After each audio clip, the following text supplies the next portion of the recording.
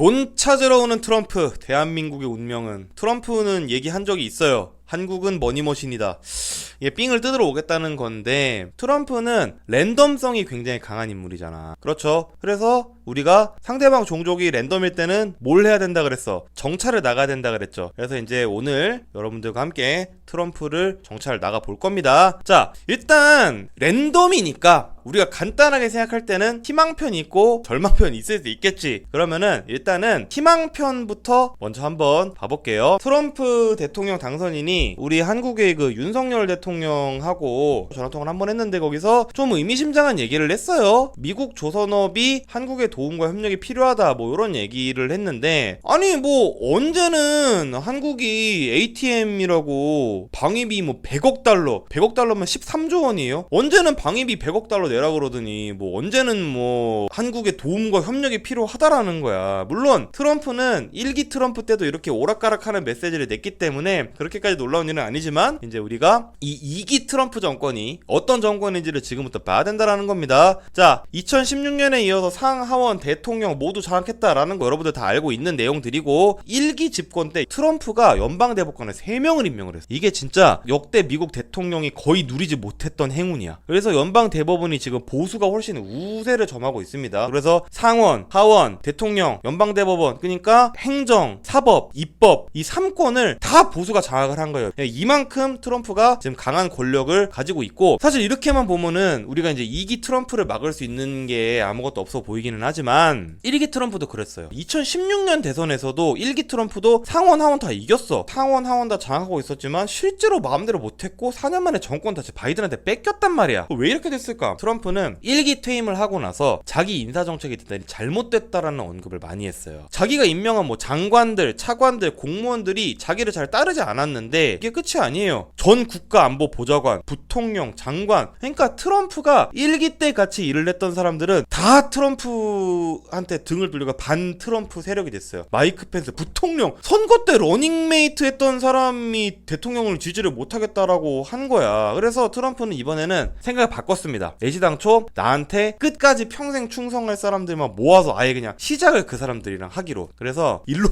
머스크와 인사를 논의를 하고 있고, 바이든 정부와 정권 인수 협약을 거부를 했어요. 그래서 실제로 지금 트럼프가 어떤 정부를 꾸릴지 우리가 뭘 보고 확인할 수 있냐면, 프로젝트 2025라는 미국의 보수 싱크탱크 헤리티지 재단에서 작성한 집권 플랜이 있어요. 어떤 내용들인지 한번 볼게. 일단 연준을 없앤대, 교육부 없앤다, 뭐 이것도 그렇고 포르노 금지. 그러니까 이제 이런 거에서 그 굉장히 보수 기독교 색채가 강하게 드러나는 거죠. 근데 저런 거 검열하는 거는 한국이나 하는 거 아니야? 이런 거는 완전 K 정책인데 그냥 뭐 한류 좀 좋은 거나 받아들이지, 좀 이상한 거를 얘네는 또 이렇게 한국한테도 받아서 K 검열을 이렇게 실천을 하려고 한단 말이죠. 그래서 2기 트럼프는 취임 첫날부터 행정명령을 300개를 공표한다 그랬어요. 이 중 대부분은 연방 공무원들이 자기한테 대들지 못하도록 하는 그런 조치들이 대부분이 될 거고, 행정명령을 이렇게 많이 준비했다라는 거는 민주당에게 대응할 시간 아예 안 주겠다라는 거야. 실제로 지금 트럼프 인수위가 바이든 정권이랑 인수협약을 거부를 했잖아. 그 인수협약을 거부한 이유가 저 행정명령 300개 때문이에요. 전 정권이랑 인수협약을 체결을 하려면 인수위가 뭘 하는지가 다 공개가 돼야 되거든요. 그런 내용들이 언론에 퍼져나가면은 민주당이 공격을 하고 조치를 할 거라는 생각을 하기 때문에 애시당초 그 준비하는 행정명령을 기밀로 유지를 다 하는 거예요. 2025년 1월이 딱 되면 만약에 이대로 한다, 엄청난 혼란이 발생을 할 거야. 각 정부 부처의 사람도 다 바뀔 거거든요. 그러면 그 바뀐 사람이 내려와서 업무 파악하는 데 시간이 걸릴 거고, 뭐 그러면은 일단은 기본적으로 한국 기업들 미국에서 하고 있는 비즈니스 싹 다 밀릴 거라고 저는 생각하면, 내년 상반기는 진짜 공치는 회사들 나올 수도 있어요. 근데 이제 이런 혼란이 있을 건데 전화를 해가지고 조선소 얘기는 그러면은 왜 한 건데? 이거는 우리가 오바마의 리쇼어링 정책을 먼저 살펴봐야 돼. 러스트벨트에서 승리를 해서 트럼프가 대선에 승리를 했잖아요. 근데 사실 러스트벨트는 원래 민주당이 먼저 관심을 가졌었어요. 제조업이 무너져서 나라 경제가 어려우니까 제조업을 되살리겠다. 그래서 리쇼어링이 무슨 뜻이냐, 이게 말이 어려운데 그냥 우리나라에 되돌아오는 기업들에게 혜택을 주겠다라는 거예요. 그래서 제조업 공장을 다시 미국으로 되돌려 놓겠다. 근데 문제는 리쇼어링이 필요했던 데는 여기잖아. 여기가 러스트벨트 아니야. 근데 여기는 뭐가 들어왔는지 잘 몰라요. 실제로 리쇼어링이 된 데가 여기야 전부 다. TSMC, 현대차, SK온, 블루오벌 SK라고 미국 기업과의 SK와의 합작 기업, 혼다, 토요타도 엘라바마에 공장 있고 다 이런 식이야. 그래서 실제로 리쇼어링이 필요했던 주는 다 이 러스트벨트인데 실제 리쇼어링이 된 주는 썬벨트인 거야. 이 밑에 노란색으로 칠해진 데가 1년 내내 일조량이 높고 태양빛이 강하다 그래서 썬벨트라고 그러거든요. 그러니까 엉뚱한 애들이 다 공장을 가져간 거예요. 그러니까 러스트벨트에 살고 있는 사람은 오바마도 믿었는데 자기들은 잘 안 해주고 바이든도 한번 믿어봤는데 자기들은 잘 안 해준 거야. 그러니까 이번에 다시 트럼프한테 간 거다. 근데 또 리쇼어링이 재미가 없었던 이유가 뭐냐면 제조업 몰락이 너무 오래 지속이 돼서 또 이게 공장이 들어오면은 그 공장에서 일을 할 수 있는 숙련된 노동력이 필요하잖아. 그 좀 행보관급 되는 그런 노동자들이 필요한데 이 행보관들이 없는 거야. 실제로 공장을 다시 돌아와서 지어도 일할 행보관들이 없다라는 게 미국 기업들이 지금 하는 얘기거든요. 그러면은 기업들은 생각을 할 수밖에 없지. 돌아오니까 혜택은 준다고 하는데 행보관은 없고 그러면은 어떤 공장만 들어오게 되느냐? 공정이 간단해서 로봇팔 잉 치기만 할 수 있는 그런 공장들만 데려올 수밖에 없는 거예요. 그래서 결국 중소규모 리쇼어링만 됐고 기계, 중장비, 건설, 조선 이런 산업들은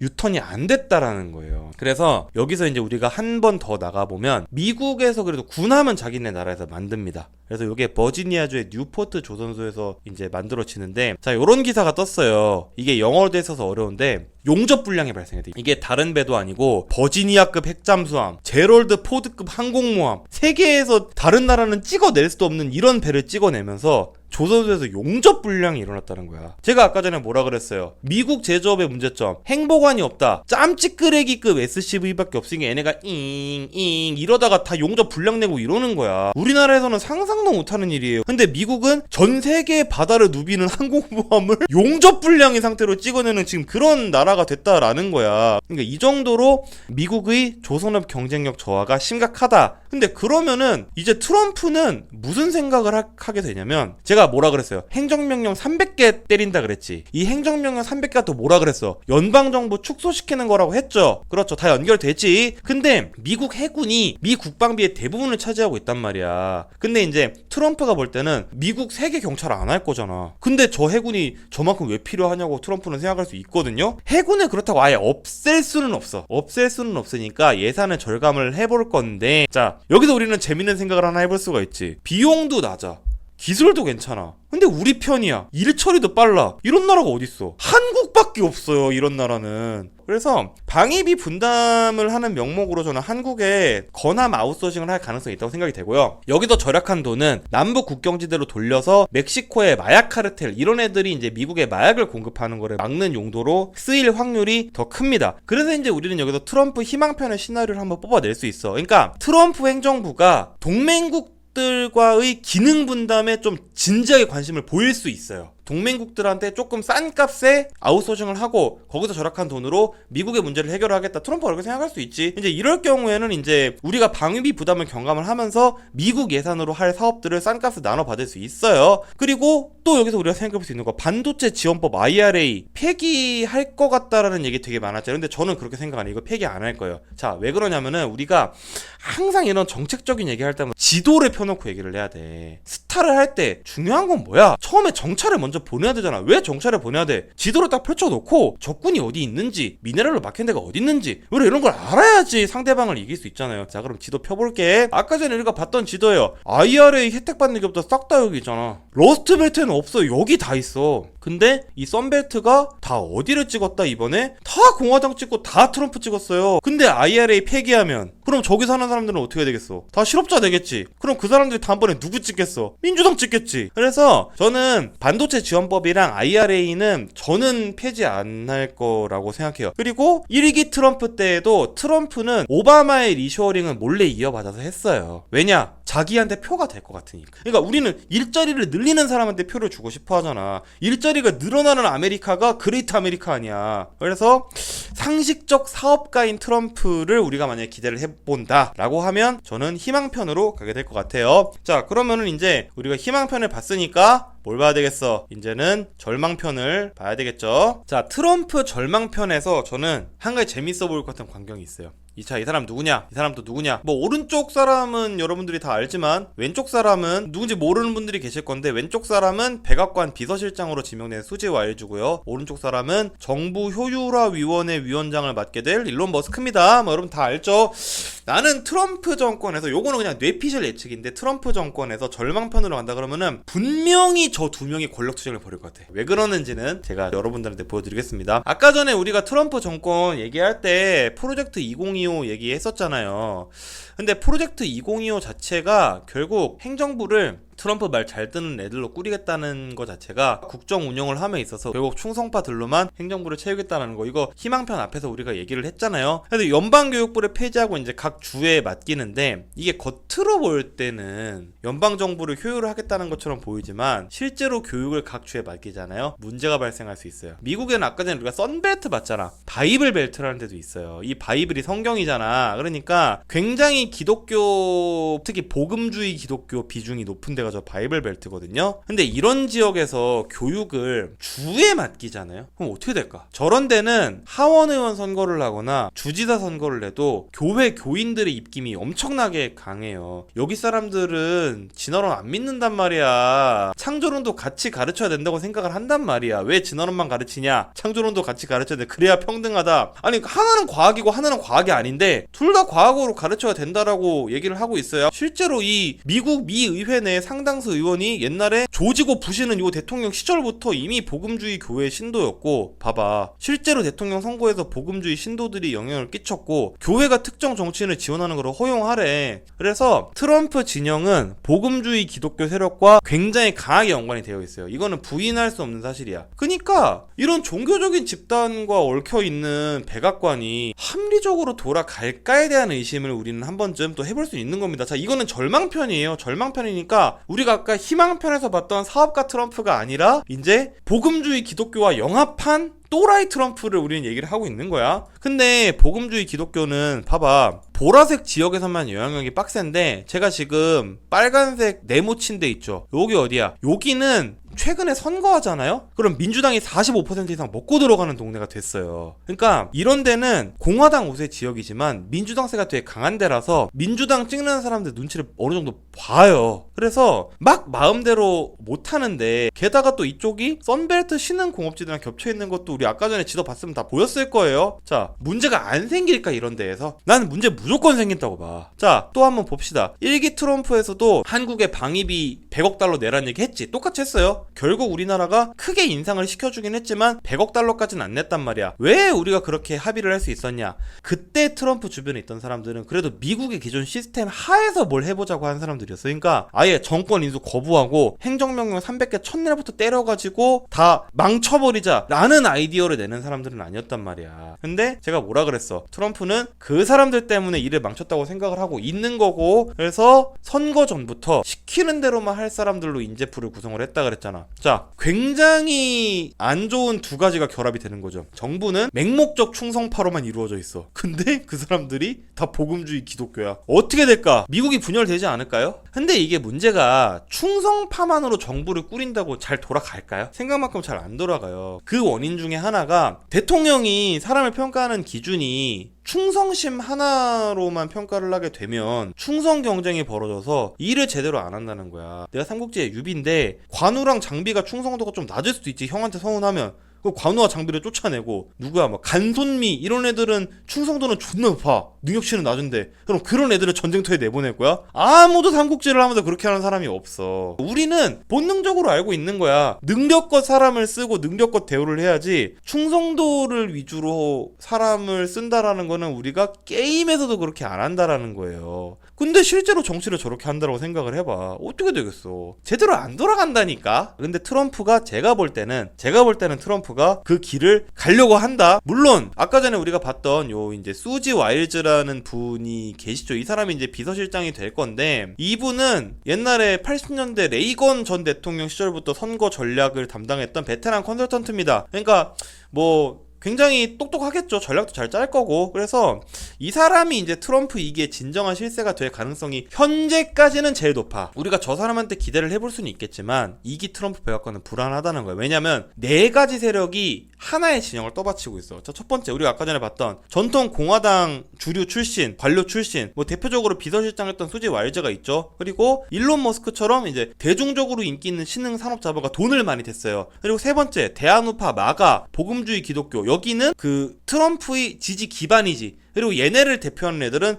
트럼프 주변에서 막말하는 그런 유튜버, 인플루언서 이제 이런 애들이 있죠. 그리고 또 이제 마지막으로 하나가 트럼프의 직계 가족들, 이방카, 뭐 제러드 쿠시너, 이런 사람들이 트럼프 진영을 구성하고 있는 네 가지 세력인데, 1기 트럼프 때도 요 사이에서 충성 경쟁을 시켰어요. 그리고 실세 대접을 받는 사람이 있으면 그 사람은 내쳤어요. 이번에도 얘네들 사이에 시키겠지. 그래서 아마 이제 실제로 수지 와일즈가 마쿠에서 조정을 하고, 그 다음에 이 이방카 쿠시너 이쪽이 이제 중동 문제를 조금 담당을 할 거고, 그 다음에 머스크는 뭐 그냥 행정부 구성, 뭐 인사 뭐 이런 거를 논의를 하겠지. 근데 아무튼 요 넷이 박터지게 싸울 거라는 겁니다. 그래서 이제 여기까지 우리가 봤으면 트럼프 절망편의 시나리오로 또 뽑아낼 수 있지. 행정명령 300개 때려, 복음주의 기독교 정책 때려, 미국이 이제 막 분열이 돼. 막 민주당 지지하는 사람들 막 싸우고. 근데 충성 경쟁을 저렇게 시키면 아까 전에 말했잖아, 이 미국판 차지철이 판쳐서 대통령실에 잘못된 정보가 들어갈 우려가 있단 말이에요. 가령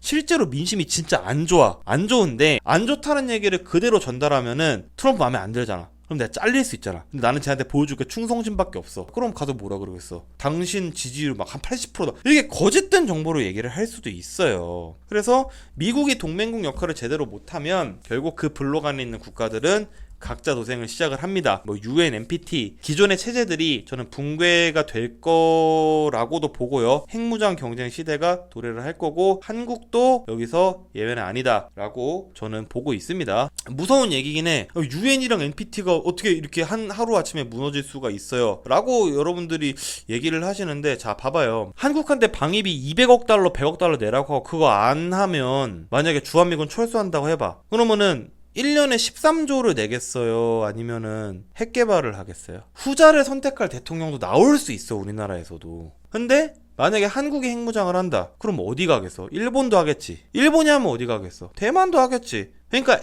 한국, 일본이 핵무장을 하는 순간 핵확산 방지조약 체제는 그냥 끝나는 거예요. 핵확산 방지조약 체계에서 가장 중요한 게 한국과 일본이 핵무장을 안 하는 거거든. 근데 이 두 나라가 핵무장을 하는 순간 기존의 체제는 그냥 20세기, 21세기를 지금까지 지배해왔던 세계 체제는 아무런 의미가 없어요. 그때부터는 어떻게 되냐? 능력 있는 애들은 그냥 핵무기 만드는 거예요. 그때부터는. 왜 트럼프 절망편이 이 시나리오대로 갈 수 있냐? 라고 제가 생각을 하냐면, 1기 트럼프 시절에 실제로 미국이 수많은 국제기구에서 탈퇴를 하고 철수를 했기 때문에 그래요. 그 빈자리를 누가 접수했냐? 중국이 접수를 했지. 그래서 중국이 트럼프 1기 때 국제적인 영향력이 상당히 넓어졌거든요. 근데 중국도 이게 마냥 좋지만은 않았어요. 왜냐면 국제적인 영향력은 대단히 넓어졌는데 문제는 세계장을 하려면 돈이 들어가잖아. 근데 중국은 그만큼의 또 돈이 없었단 말이야. 그래서 사실 이게 중국한테도 꼭 좋은 건 아니긴 한데, 그래도 결국 미국 중심주의의 수혜자는 미국이 아니라 중국이 될 수도 있습니다. 그래서 전략 경쟁 상황에서 미국이 고립을 택하면 중국은 그 고립의 틈을 파고들 생각을 할 것 같아요. 저는 이제 할 것 같은데, 근데 이제 중국, 제가 아까 전에 말씀드렸지만 중국에게 그것이 수혜이기만 할지는 두고 볼 노릇입니다. 왜냐면은 세계장을 하려면 돈이 많이 필요하다고 제가 말씀드렸죠. 그래서 기축통화가 필요한데, 만약에 위안화가 내가 기축통화를 하겠다라고 하면 전 세계 사람들이 이렇게 얘기를 할 거 아니야. 네가 뭔데 기축통화를 해? 너 뭐 돼? 이렇게 얘기할 거잖아요. 그래서 아무튼 트럼프 절망편이 되잖아요. 전 세계가 이제 각자 도생이 되는 거지. 왜냐? 더 이상 미국이 세계 영차를 하지 않고 미국은 기독교 신정국가가 되려고 할 거니까 더 이상 이제 미국에 의지하지 않고 각자 도생을 하겠다라고 생각할 수 있어요. 그래서 이제 한국도 진짜로 핵무장을 고려해야 되는 그런 시대가 올 수도 있다라는 말씀을 저는 드려보면서 이제 트럼프 절망편을 한번 맞춰보도록 하겠습니다. 오늘도 라이브 들으러 와주셔서 대단히 감사드리고요. 다음 주에는 더 재미있는 방송으로 여러분들의 토요일 책임지는 흰고 되도록 하겠습니다. 그럼 다음 주에 뵙겠습니다.